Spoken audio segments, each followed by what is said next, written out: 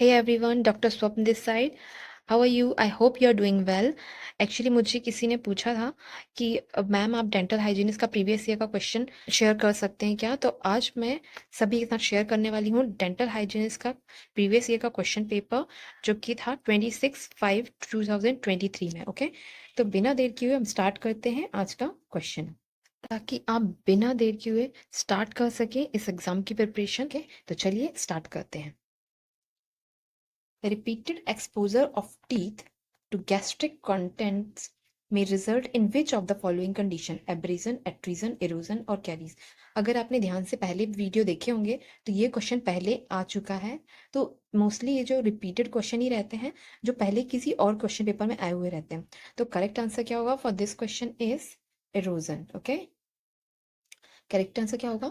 Erosion. तो क्या होता है कि अगर टीथ बार बार गैस्ट्रिक कंटेंट्स के कांटेक्ट में आता रहता है तो उससे क्या होता है कि जो गैस्ट्रो ईसोफेजियल रिफ्लक्स डिसीज है या वॉमिटिंग के केस में क्या होता है कि टीथ के इनेमल और डेंटिन को ये डिसॉल्व करता है, जिसे कि इरोजन कहते हैं। ओके, तो इसका करेक्ट आंसर क्या होगा? इरोजन। ओके, इसके सिम्टम्स क्या होते हैं कि dental erosion can start as और a subtle changes to the enamel surface but can progress to severe loss of tooth tissue. Okay, और इसका ट्रीटमेंट क्या होगा? Treatment for dental erosion involves eliminating the cause of acid exposure, treating symptoms and restoring the tooth. तो question number 1 का answer क्या होगा? Erosion. Okay, next question पे जाते हैं। The production of platelets is known as thrombopoiesis, thrombocytosis, erythropoiesis और leukocytosis. तो correct answer क्या होगा for this question is thrombopoiesis. तो जो थ्रोम्बोपोइसिस क्या होता है, प्लेटलेट बनाने की जो प्रोसेस है उसे क्या कहते हैं? थ्रोम्बोपोइसिस। ओके, तो ये आपको याद रखना है। तो प्लेटलेट जो है बोन बोन मैरो में बनते हैं, जहाँ एक स्पेशल सेल होती है मेगा कैरियोसाइट, जो कि अपने साइटोप्लाज्म के छोटे छोटे फ्रेगमेंट्स को रिलीज करती है और प्लेटलेट्स बनाती है। ओके, तो ये प्रोसेस क्या कहलाएगी? थ्रोम्बोपोइसिस। तो ये किससे प्रोड्यूस हो रही है? बोन मैरो में मेगा कैरियोसाइट से। Okay, and regulated by thrombopoietin. Okay, and each megakaryocyte form around 4000 platelets. तो ये आपको याद रखना है। From differentiation of stem cell to platelets take around 10 days। मतलब सारे पॉइंट्स जो हैं ये बहुत ही याद रखने वाले हैं। कोई भी क्वेश्चन आ सकता है कि इतना इसमें कितना टाइम लगता है? 10 days का टाइम लगता है। और ईच मेगा कैरियोसाइट से कितनी प्लेटलेट्स बनती है? 4000 प्लेटलेट्स बनती है। किससे रेगुलेटेड होती है? बाय द थ्रोम्बोपोएटिन, और प्रोड्यूस बोन मैरो में होती है किसके थ्रू होती है? मेगा कैरियोसाइट्स सेल्स के थ्रू। ओके, तो ये क्वेश्चन आपको याद रखना है। The production of platelet is known as thrombopoiesis. Okay, now next question is cell responsible for production of enamel: odontoblast, ameloblast, osteoblast, enameloblast. Okay, तो करेक्ट आंसर क्या होगा? अमीलोब्लास्ट। ओके, तो अमीलोब्लास्ट क्या होता है? ये स्पेशल सेल होती हैं जो इनेमल बनाती हैं, जो टूथ का सबसे हार्ड पार्ट और आउटर लेयर होता है। ओके, तो टूथ डेवलपमेंट के टाइम पर अमीलोब्लास्ट जो है वो इनेमल मैट्रिक्स को सीक्रेट करते हैं। ओके, तो ये आपको याद रखना है। It is an extra cellular product of enamel organ cell and it is produced by ameloblast. Okay, and it is consist of rods और प्रिज्म्स। ओके, तो ये आपको याद रखना है। Now next question is the most common cell in periodontal ligaments are epithelial rests, fibroblast, osteoblast और neutrophils. तो सबसे ज्यादा इंपॉर्टेंट सेल कौन सी होती है? फाइब्रोब्लास्ट। ओके, तो फाइब्रोब्लास्ट जो होती है सबसे कॉमन और एबंडेंट सेल्स होती हैं पेरिडोंटल लिगामेंट में, और इनका मेन काम क्या होता है? कोलेजन फाइबर्स को बनाना और मेंटेन करना। ओके, और ये क्या करती हैं कि ये टिश्यू रिपेयर और रीमॉडलिंग में भी हेल्प करती हैं। ओके, तो fibroblast are the most common cell in periodontal ligament and they constitute about 65% of total population. Okay, and they appear as ovoid or elongated cell with pseudopodia like process. Okay, तो इनका function क्या क्या होता है? Production of various type of fibers and it is also instrumental in the synthesis of connective tissue matrix. Okay, तो आपको ये answer याद रखना है कि most common cell periodontal ligament में क्या होंगी? Fibroblast. Okay, now next question is The increase in thickness of cementum with aging is greater coronally, apically, labially, at mid-root level. तो करेक्ट आंसर क्या होगा इसका? apically. ओके, तो जैसे जैसे जब एज बढ़ती है तो जो टूट के रूट का जो सीमेंटम है वो उसकी थिकनेस जो है वो बढ़ने लगती है। ये थिकनिंग जो है सबसे ज्यादा कहाँ पे होगी? एपाइकल रीजन में होगी, यानी कि रूट के टिप पे, है ना। और इसका कारण ये है कि ये ऑक्लूजल वियर के कारण, ऑक्लूजल वियर में स्विंग के टाइम पे जो टूथ सरफेस का जो रबिंग होगी, है ना, तो उसे बोलते हैं ऑक्लूजल वियर को। तो उसको कंपनसेट करने के लिए, टूथ की पोजीशन मेंटेन करने के लिए ये हेल्प करते हैं। ओके, तो इसलिए क्या करते हैं कि ये एपाइकली जो है वो ज्यादा होते जाते हैं। ओके, ग्रेटर होते जाते हैं, थिकनेस वहां पे बढ़ती जाती है। Okay, now next question is, the normal pH of saliva is 5.5, 9.5, 7.5 or 8.5, and the correct answer for this question is 7.5. Okay, the normal pH of saliva is slightly alkaline होता है. It is usually ranging between 6.5 to 7.5 and it can vary slightly depending on factor like diet, hydration and the time of day. Okay, तो कितना होगा इसका pH? 7.5. Okay, और daily secretion कितना होता है? 800 to 1500 ml एवरेज। ओके, तो ये भी आपको याद रखना है, which is secreted by major and minor salivary glands. Now next question is, the basket cells are also known as myoepithelial cell, endothelial cell, parenchymal cell or none of the above. And the correct answer for this question is myoepithelial cell. तो basket cell को myoepithelial cell भी कहते हैं।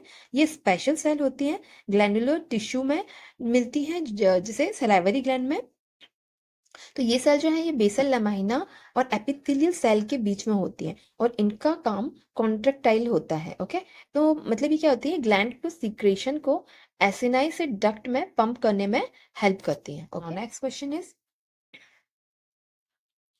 the function of saliva include the following except cleaning the mouth, killing bacteria, digestion of protein, digestion of carbohydrate. तो यहाँ मैंने सारे function बताए हुए हैं सलाइवा के कि क्या क्या क्या होते हैं। Lubrication and binding, coating the oral cavity and oesophagus, dissolving dry food, oral hygiene, initiate starch digestion, help in speech, rich in bicarbonates. Okay, तो एक्सेप्शन क्या होगा इसका? Digestion of protein. ओके, बाकी सारे फंक्शन भी आपको याद रखने हैं सलाइवा के।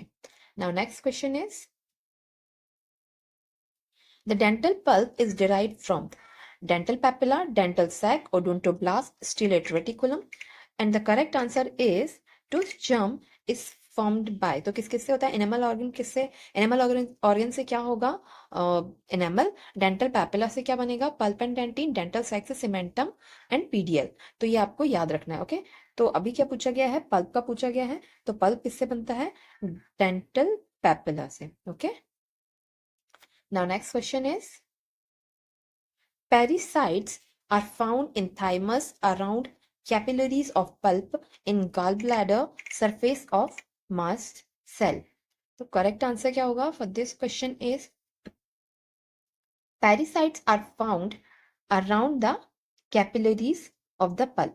तो जो parasites हैं वो कॉन्ट्रेक्टाइल सेल्स होते हैं जो कि कैपिलरीज और स्मॉल ब्लड वेसल्स के आसपास मिलते हैं। ओके, और क्या होता है कि पैरासाइट्स जो है वो डेंटल पल्प की कैपिलरीज के आसपास होते हैं, जहां ये ब्लड फ्लो को रेगुलेट करने में और वॉस्कुलर इंटीग्रिटी मेंटेन करने में हेल्प करते हैं। ओके, तो करेक्ट आंसर क्या होगा? Parasites are found around capillaries of pulp. Okay, now next question is, alveolar ridge in a newborn is known as gum pad, alveolar process, mucous band or fibrous ridge, and the correct answer for this question is gum pad. Okay, तो जो newborn baby के alveolar ridge को क्या कहते हैं? गम pads कहते हैं। तो करेक्ट आंसर क्या होगा? Gum pads. Next question is, primate space is seen mesial to mandibular canine, distal to maxillary canine, mesial to maxillary lateral incisor, distal to mandibular lateral incisor, distal to maxillary lateral incisor, mesial to mandibular lateral incisor, distal to mandibular canine और mesial to maxillary canine. तो correct answer क्या होगा for this question is mesial to mandibular canine and distal to maxillary canine. Okay तो ये क्या होते हैं primate space, वो नेचुरल स्पेस होते हैं जो प्राइमरी टीथ में होते हैं, जो कि परमानेंट टीथ के लिए स्पेस बनाने में हेल्प करते हैं. ओके तो ये कहाँ पे होते हैं? Mesial to mandibular canine and distal to maxillary canine. Okay now next question is movement only in the upper compartment of TMJ takes place in which of the following motion of mandible?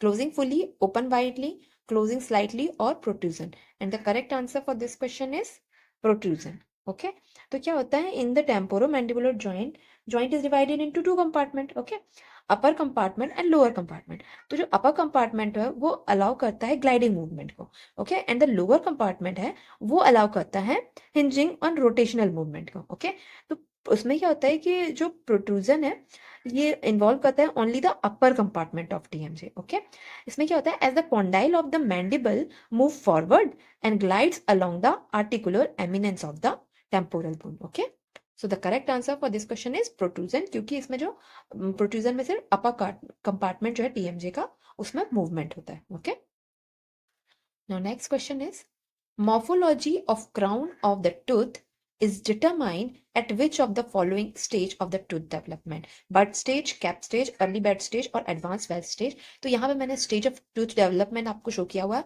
morphologic stages and physiologic process. Okay तो bud stage में initiation होता है, cap stage में proliferation होता है, bell stage में दो होती है, early bell stage and advance bell stage. तो अर्ली बेल स्टेज में हिस्टो डिफरेंशिएशन होता है एंड देन होता है एडवांस बेल स्टेज जिसमें मॉर्फो डिफरेंशिएशन होता है एंड देन होता है अपोजिशन. ओके तो मॉर्फो डिफरेंशिएशन किस में हो रहा है? लेट बेल स्टेज में, या जिसे कह सकते हैं advance bell stage. Okay so the correct answer for this question is advance bell stage.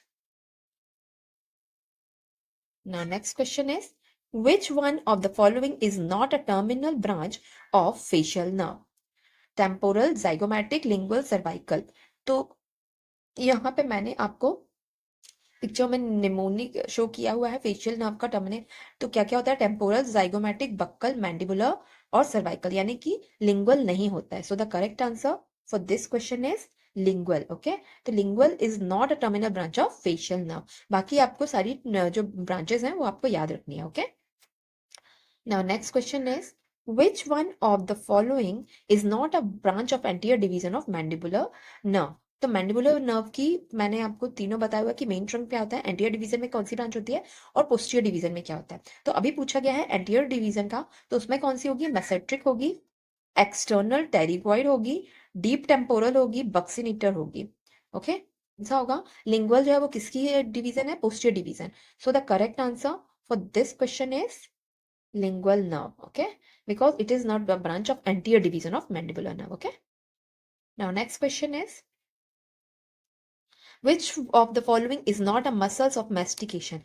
Medial pterygoid, buccinator, temporalis, lateral pterygoid. तो ये आपको पूरा याद होना चाहिए. कौन कौन सी मसल्स ऑफ मैस्टिकेशन होती है? टेम्पोरेलिस, मैसेटर, लेटरल टेरिगॉइड और मीडियल टेरिगॉइड. तो कौन सी नहीं होगी? Buccinator. So the correct answer for this question is buccinator. Okay तो यहाँ पे मैंने ओरिजिन और इंसर्शन भी दिए हुए हैं ताकि आपको प्रॉब्लम ना हो, और मूवमेंट भी बताया हुआ है कि कौन सी मसल कौन सा मूवमेंट कराती है.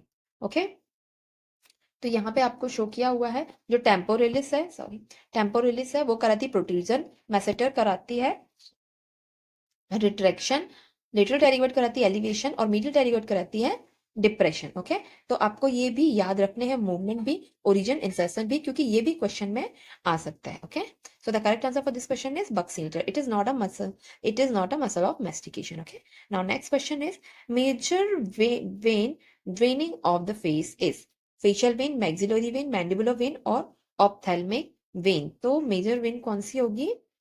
Facial vein. ओके फेस में कौन सी होगी? Major vein, facial vein. Okay The next question is von Ebner gland opens into which papilla? Foliate, filiform, circumvallate और fungiform. तो von Ebner's lingual serous gland होती है जो कि लोकेटेड होती है टंग में and opens into the throughout surrounding circumvallate papillae, okay, on the dorsum of the tongue and at the foliate papillae on the side of the tongue. क्या answer होगा इसका? circumvallate papillae, okay. तो ये भी आपको याद रखना है कि ये लिंगुअल सीरस ग्लैंड होती है, ओके, और ये कहाँ पे होती है? टंग में होती है, वो भी कहाँ पे? Surrounding the circumvallate papillae, okay. Now next question is, all of the following is lined by stratified squamous epithelium except lips, tongue, root of the soft palate और oropharynx. तो करेक्ट आंसर क्या होगा इसका? Root of the soft palate. तो stratified squamous epithelium जो है एक type का एपिथेलियम है जो कि फाउंड होता है in area of the body like lips, tongue, oropharynx, और एक्सेप्शन क्या होगा? Root of the soft palate. तो root of the soft palate में एक्चुअली क्या होती है? किससे लाइंड होती है? By the pseudo stratified columnar epithelium से, ओके. तो यहाँ पे कौन सी नहीं होगी? स्ट्रेटिफाइड स्क्वामस एपिथेलियम नहीं होगी, बल्कि कौन सी होगी? Pseudo stratified columnar epithelium. ये आपको याद रखना है, okay. Next question is, in drug receptor interaction, an agent which prevent the action of an agonist on a receptor or the subsequent response but does not have any effect of its own is referred as, and the correct answer is antagonist. तो antagonist क्या होता है? वो एक agent होता है जो receptor से बाइंड तो करता है लेकिन कोई रिस्पॉन्स प्रोड्यूस नहीं करता है. वो एगोनिस्ट के एक्शन को क्या करता है? एक्चुअली वो ब्लॉक कर देता है लेकिन अपने आप में कोई इफेक्ट नहीं डालता है. तो क्या कहलाता है? Antagonist, okay. Now next question is, pattern of compulsive drug used characterized by overwhelming involvement with use of drug is referred to as drug addiction, drug abuse, drug habituation, drug withdrawal. And the correct answer for this question is drug addiction. Okay, तो ये एक mental and physical dependence का result होता है, तो जिसे क्या कहते हैं? Drug addiction, okay. जिसमें कि इंसान जो है वो इतना ज्यादा कंपल्सिव हो जाता है कि वो अपनी हेल्थ और लाइफ को भी इग्नोर कर देता है ड्रग एडिक्शन में, okay. Now next question is, which of the following statement about antibiotic use in dentistry is correct? Options are, antibiotic can be used for oral infection where there is evidence of systemic involvement like fever or lymphadenopathy. Primary treatment for periapical abscess is prescription of antibiotic. Metronidazole is more effective in aerobic bacterial infection. Yeah, all the statements are correct. And the correct answer for this question is, antibiotic can be used for oral infection where there is evidence of systemic involvement like fever or lymphadenopathy, okay. तो oral infection के साथ ही systemic symptoms के लिए भी use होते हैं antibiotic, okay. Next question is, which of the following are possible side effects of oral use of non-steroidal anti-inflammatory drugs?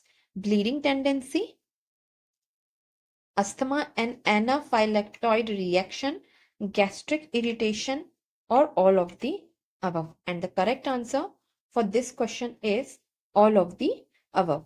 तो जो नॉन स्टेरॉइडल एंटी इंफ्लामेटरी जो ड्रग्स होती हैं जो कि पेन और इन्फ्लामेशन को कम करने के लिए यूज किए जाते हैं, उनके ओरल इफेक्ट के कुछ साइड इफेक्ट्स भी हो सकते हैं, जैसे कि ब्लीडिंग टेंडेंसी. तो उसमें क्या होता है कि जो ब्लड क्लॉट को अफेक्ट करते हैं जिससे प्लेटलेट्स के एग्रीगेशन जो है वो कम हो जाते हैं, जिससे ब्लीडिंग का रिस्क बढ़ सकता है, ओके. और दूसरा होता है अस्थमा एंड एनाफाइलेक्टॉइड रिएक्शन. उसमें क्या होता है कि कुछ ये जो एनसेड्स होती हैं ये अस्थमा अटैक्स या एनाफाइलेक्टॉइड रिएक्शन इसके कारण हो सकते हैं जो ऑलरेडी अस्थमेटिक्स होते हैं या सेंसिटिव हैं एनसेड्स के लिए, उनको, है ना. और थर्ड होता है गैस्ट्रिक इरिटेशन. तो उसमें क्या होता है, ये जो एनसेड्स होते हैं ये स्टमक लाइनिंग को इरिटेट करते हैं जिससे जो गैस्ट्रिक अल्सर्स या गैस्ट्राइटिस भी हो सकता है. तो ये कॉमन साइड इफेक्ट्स हैं एनसेड्स के, okay. So the correct answer for this question is all of the above.